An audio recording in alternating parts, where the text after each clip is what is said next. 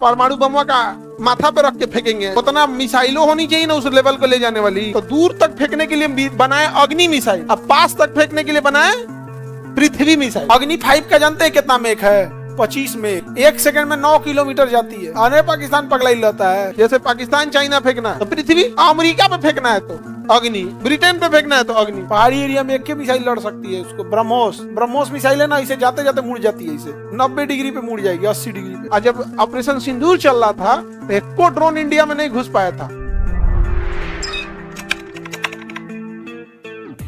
इंदिरा गांधी ने परमाणु परीक्षण किया था। पहला परीक्षण परमाणु बम का किसने किया था? इंदिरा गांधी। स्माइलिंग बुद्धा 1974, होमी जहांगीर भाभा ने बनाया था। फिर दूसरा 1998 अटल बिहारी वाजपेयी। बनाया किसने था? एपीजे अब्दुल कलाम। एपीजे अब्दुल कलाम ऐसे ही महान नहीं, सुनना ध्यान से, परमाणु बम बनाया किसने? एपीजे अब्दुल कलाम। अब परमाणु बम का माथा पे रख के फेंकेंगे, ऐसे फेंकेंगे, उतना मिसाइलों होनी चाहिए ना उस लेवल को ले जाने वाली। तो उसके लिए बनाए, दूर तक फेंकना है तो अलग मिसाइल, पास फेंकना है तो अलग मिसाइल। तो दूर तक फेंकने के लिए बनाए अग्नि मिसाइल, अब पास तक फेंकने के लिए बनाए पृथ्वी मिसाइल। पास तक फेंकने के लिए पृथ्वी, जैसे पाकिस्तान चाइना फेंकना है तो पृथ्वी, अमेरिका पे फेंकना है तो अग्नि, ब्रिटेन पे फेंकना है तो अग्नि। सोचिए वो एक दिन कितना महान था। और आज जो हम लोग आकाश मिसाइल बनाते हैं लोग ना, आकाश मिसाइल, उसका नेतृत्व किसने किया था? एपीजे अब्दुल कलाम। और जब ऑपरेशन सिंदूर चल रहा था तो एक को ड्रोन इंडिया में नहीं घुस पाया था। आकाश तीर, कौन सी मिसाइल थी? आकाश तीर। किसने बनाया? उन्हीं के नेतृत्व में बना था। एक व्यक्ति ने इतना किया था यहाँ। और उनको बाद में हुआ कि इनको नोबेल प्राइज दिया जाए या भारत रत्न या नोबेल प्राइज वगैरह। तो नोबेल प्राइज तो उनको कभी नहीं मिलेगा, क्योंकि हथियार बनाने वाले को नोबेल प्राइज नहीं मिलता। नोबेल प्राइज हथियार बनाने वाले को नहीं मिलता। लेकिन हम लोग के लिए आज हम लोग दुनिया में आंख मिला के बोलते हैं ना, बोलता है अमेरिका तुम्हारा 7वां बड़ा घरे में घुस के मारेंगे अग्नि 5 मिसाइल की वजह से, अग्नि 5 की वजह से मिसाइल की। ये तो बहुत विद्वान आदमी। हाइपरसोनिक के लिए कम से कम 5, ज्यादा ज्यादा कितनों लेके उड़ जाए? अग्नि 5 का जानते हैं कितना मेक है? 25 मेक। अग्नि 5 25 मेक। समझ में गया? 1 सेकंड में 9 किलोमीटर जाती है। अरे पाकिस्तान पगला ही रहता है, 1 सेकंड में कितना चल जाता है? 9 किलोमीटर चला जाता है। 25 मेक पे होता है। तो मेक संख्या क्या दर्शाता है? ध्वनि की चाल। क्या उधर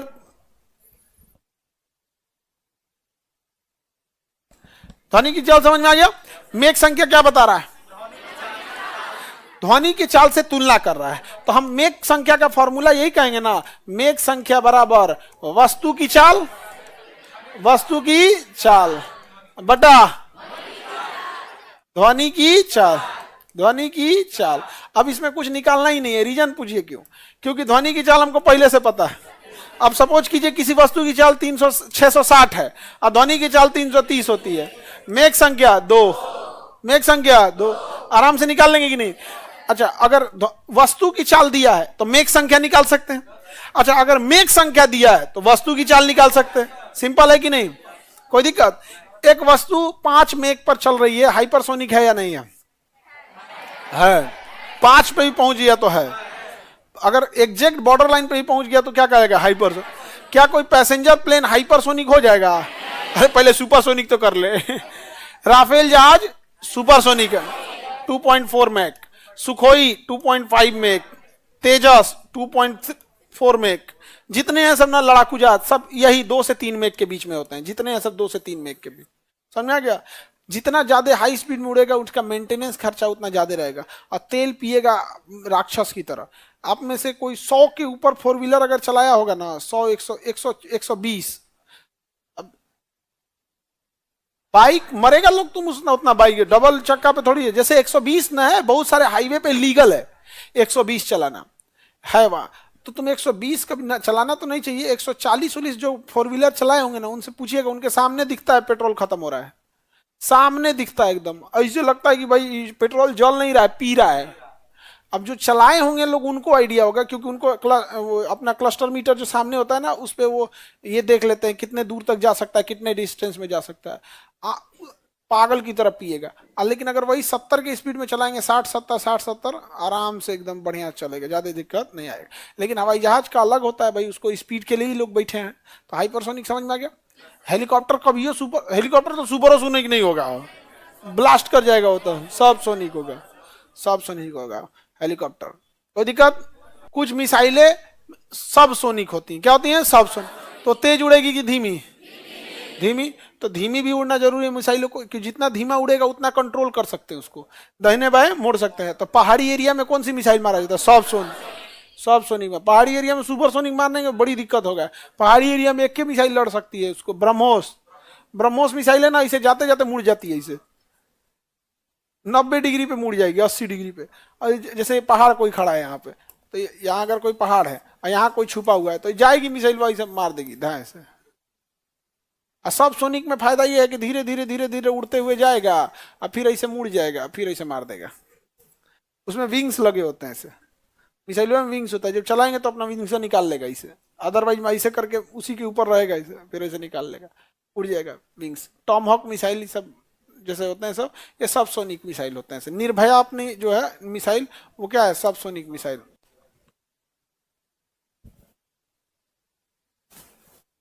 सब सोनिक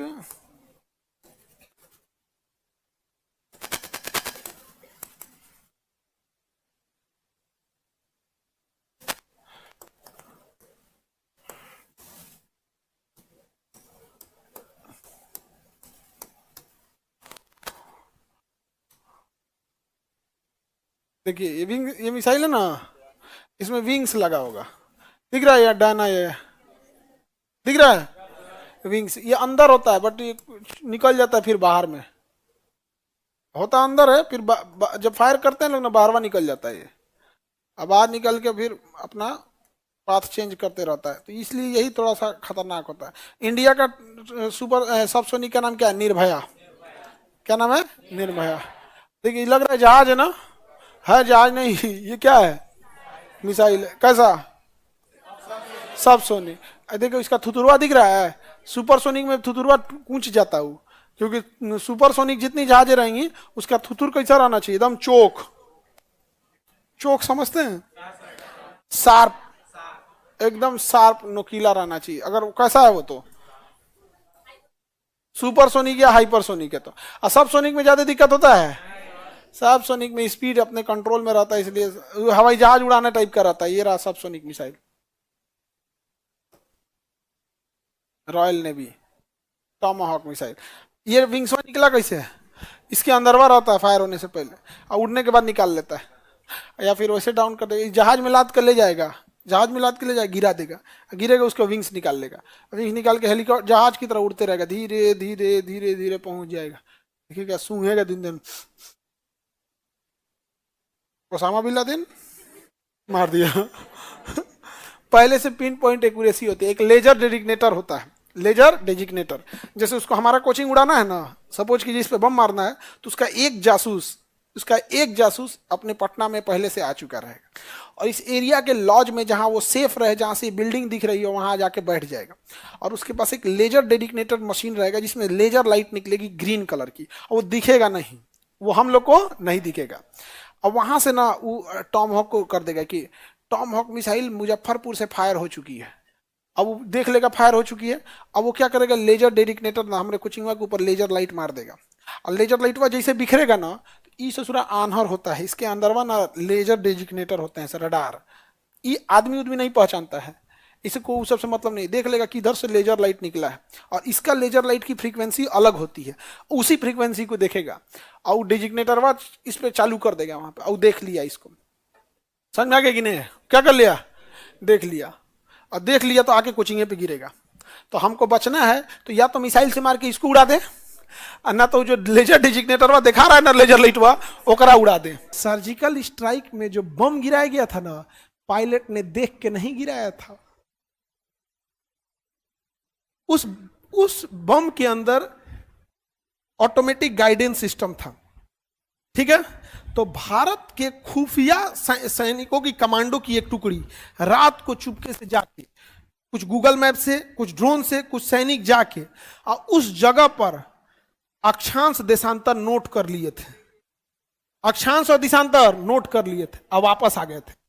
और एयरफोर्स ने जो बम गिराया था, उस बम के अंदर उसी अक्षांश और उस देशांतर को पहले से प्री फीड कर दिया गया था कि जैसे ये बम जहाज से नीचे गिरेगा उसी अक्षांश और उसी देशांतर पे गिरेगा। और एयरफोर्स वालों ने जहाज में बम भरा, अब जहाज में भरे और उनको अब निशाना लगाना था, बस उस एरिया में पहुंचना था, एरिया में पहुंच के ड्रॉप करना था। निशाना कौन लगाता? बम ऑटोमेटिक, बम ऑटोमेटिक। उड़े सब एयरफोर्स वाले, धड़ाम से गए सब यहां से, अब बस उस एरिया को क्रॉस करके चले आए, सब एरिया को क्रॉस करके चले आए। और उस बम में पहले से क्या फीड था, ऐसा वहां का एक रनवे था, जहाज था, एयरपोर्ट यहां पर नूर खान करके ऐसा था। जो बम गिराया है एयरफोर्स ने नहीं, यहां गिराया है, दोनों रनवे चौपट हो गया है। तो पायलट को इतना टाइम तो मिला नहीं होगा। अब पाकिस्तान भी तो बकलोल तो होगा नहीं कि आप उसके एयरपोर्ट पे खड़ा होके और टीप के बम गिराएंगे। ना ना, तन दहीने नहीं, तन बाएं, तन चलो हो, ए सुरेंद्र चाह तनी होने चलिए, गिराओ गिराओ तो गिराओ, धान दे, हाँ गिरल गिना, ऐसे होगा। अरे वो एयरफोर्स वाला आया होगा, धड़ाम से यहां से जहाज लेके निकला होगा, बस ड्रॉप कर दिया। जैसे ड्रॉप किया उसका सॉफ्टवेयर क्या आएगा, अच्छा हम ड्रॉप हो जाएंगे, देशांतर अक्षांश वहां आके पाकिस्तान धाए, समझ में आ गया कि नहीं? गिरेगा उस पर धड़ाम, खुदा हाफिज। कोई जाता है तो उसे क्या बोल रहे, खुदा हाफिज, अलविदा। समझ में आ गया? बम गिरा दिया जाएगा, ऊपर वाला जहन्नुम में अच्छा से अच्छा कुर्सी दे उन लोग को। नहीं समझ आ गया? अक्षांश 90 को ऊपर होता है, 90 को नीचे होता है, आए को 0 डिग्री होता है। तो 90 90 180 आए को 181। ये बताओ तो बबुआ, ये क्या है? देशांतर। ये सब क्या है? सब देशांतर है। सब क्या है? देशांतर है। अब देशांतर में देखिए क्या है, 180 इधर है, 180 इधर है, 0 डिग्री बीच में, हाँ? तो 180 180 360 और एगो 361, लेकिन ये 360 होता है, ये एगो नहीं जुड़ पाता है। रीजन जानते हो क्या? कि 180 पश्चिमी और 180 पूर्वी, ये दोनों पीछे जाके एक दूसरे के ऊपर ओवरलैप हो जाते हैं। पीछे जाके एक दूसरे के ऊपर क्या हो जाते हैं? ओवरलैप। लेकिन ये ऊपर नीचे होने की वजह से ओवरलैप नहीं हो पाता। और देशांतर पीछे जाके क्या हो जाता है? ओवरलैप। जब दोनों को एक साथ जोड़ दिया जाता है तो इसे ग्रीड कहते हैं। क्या कहते हैं? क्या कहेंगे? ग्रीड। क्या कहेंगे? ग्रीड। क्या कहेंगे? ग्रीड। अरे क्या कहेंगे? ग्रीड। क्या कहेंगे? ग्रीड। और ये ग्रिड एक प्रकार का जाल बना देगा। क्या बना देगा? जाल बना देगा कि नहीं? ये एक प्रकार का क्या करेगा? नेट बना देगा। क्या बना दिया? नेट। और ये सारे जाल एक दूसरे से इंटरकनेक्टेड है। क्या है? इंटरकनेक्टेड है। तो ये जाल अपने आप में क्या है? इंटरकनेक्टेड है। इसी को कहते हैं इंटरनेट। क्या हो गया? पूरे पृथ्वी को छाप दिया, समझा? इसलिए इंटरनेट का लोगो भी देखेंगे तो ऐसे ही रहेगा। इंटरनेट का लोगो देखें ऐसे ही रहता, तो उसी को ग्रिड कहते हैं। मिसाइल मारने में, तोप मारने में, हवाई जहाज चलाने में इस ग्रिड का बहुत बड़ा योगदान होता है। हवाई जहाज जब हवा में उड़ता है तो कुछ दिखबे नहीं करता, ओकरा थोड़े पता है कि पटना कहाँ है। ना ना ना ना, ओका कुछ नहीं, देख के थोड़े आ रहा है, अंदाजे आ रहा है, वो अंदाजिया ही ले। उसको बस पता है कि पटना का ग्रिड कितना है, पटना का ग्रिड कितना है। तो उस जो पायलट होता है उसको बताया जाता है कि ये देशांतर है, ये वाला अक्षांश है और ये वाला देशांतर है। तो वहां का डिग्री बताएगा कि 15 डिग्री पश्चिमी, 13 डिग्री देशांतर। तो उसको अक्षांश भी बताएगा, देशांतर बताएगा, दोनों बताएगा कि खाली एक बताएगा? अब मान के चलिए कह दिया कि हाई वाले अक्षांश पे देशांतर किस पे आइएगा? अक्षांश पे। तो भैया ये अक्षांश में यहां भी आ सकता है, यहां भी आ सकता है, यहां भी आ सकता है। तो पायलट गरियाएगा, पहले कहेगा रे चोट्टा ये अक्षांशवा पे कहां? तो कहेगा ए भैया हम देशांतर देना भुला गए थे, लीजिए यहाँ पे 15 डिग्री वाला पे। तो अच्छा हाई वाला है।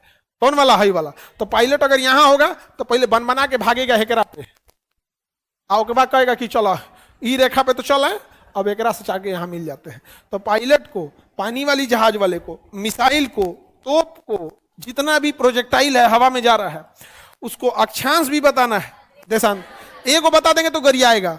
मान के चलिए उसको कह दीजिए कि आप 15 डिग्री पश्चिमी देशांतर पे उड़ो, तो कहेगा रे बैला ये 15 डिग्री हिया से शुरू हो रहा है, हिया तक जा रहा है, कौने अक्षांशवा तो बोल। तो कहेगा नहीं 0 डिग्री यहाँ पे, तो कहेगा ठीक है 15 डिग्री देशांतर और 0 डिग्री अक्षांश यहाँ आ जाएगा, समझ आएगा। तो दोनों देना है, क्या करना है, दोनों। मिसाइल में क्या फिट किया जाता है, यही मिसाइल फाइल करना है ना, तो मिसाइल का स्ट्रेटेजिक कमांड होता है, खटाखट उसमें का निशाना लगाता है कि रुको बताइए ये घुमा रे, ऐसे लगेगा। और निशाना लगाएंगे कि जो का क्षमता 500 किलोमीटर मारक क्षमता, किसी मिसाइल की 3000 किलोमीटर मारक क्षमता, आपको दिख रहा है 3000 किलोमीटर, मारेंगे कहां से, पूछ नहीं, उसके सॉफ्टवेयर में जाके क्या भर देना है। अच्छा ये ईरान है, ये डिगो गार्सिया है, यहां से मारा था टॉमहॉक मिसाइल, कहां पर, ईरान के ऊपर। ये है डिगो गार्सिया, यहां से ईरान पे क्या मारा था, मिसाइल मारा, टॉमहॉक मिसाइल मारा, समझ में आ गया। तो डिगो गार्सिया पर किसका अधिकार है, ब्रिटेन का। और ब्रिटेन और फ्रांस की क्या रहती है, संयुक्त सेना रहती है। यहाँ ब्रिटेन और अमेरिका की संयुक्त, यहाँ परमाणु बम वगैरह सब रखे हैं सब, समझ में गया। बहुत बड़ा एयरबेस है इन सब का, बहुत बड़ा एयरबेस, कहाँ पे, डिगो गार्सिया में, और बहुत बड़ा वहां पे। तो ये तो सैटेलाइट इमेज है कि महीने में एक फोटो ले लिया, उसी को महीने भर चलाता है। हम लोग को सैटेलाइट का लाइव फोटो नहीं मिलता है, तो सैटेलाइट का लाइव फोटो अगर हम लोग को मिल जाए ना, आप सड़क पे चल रहे हैं ना, सैटेलाइट इमेज, आप किताब खोलिएगा तो पढ़ लेगा आदमी उस पे से क्या लिखा हुआ है। यहाँ ब्रिटिश इंडियन ओशियन टेरिटरी लिखा होगा, डिगो गार्सिया, डियागो गार्सिया मिल गया। वहां वो द्वीप ब्रिटेन ने कब्जा करके रखा है। डिगो गार्सिया द्वीप किसने कब्जा किया, ब्रिटेन ने। और वहां ब्रिटेन अमेरिका दोनों मिलके अपनी एयरफोर्स और नेवी रखे रहते हैं सर, कहां पर, डिगो गार्सिया में। कहां रखे हैं, डिगो गार्सिया में। अभी हम लोग कहां है भैया, इंडिया में है।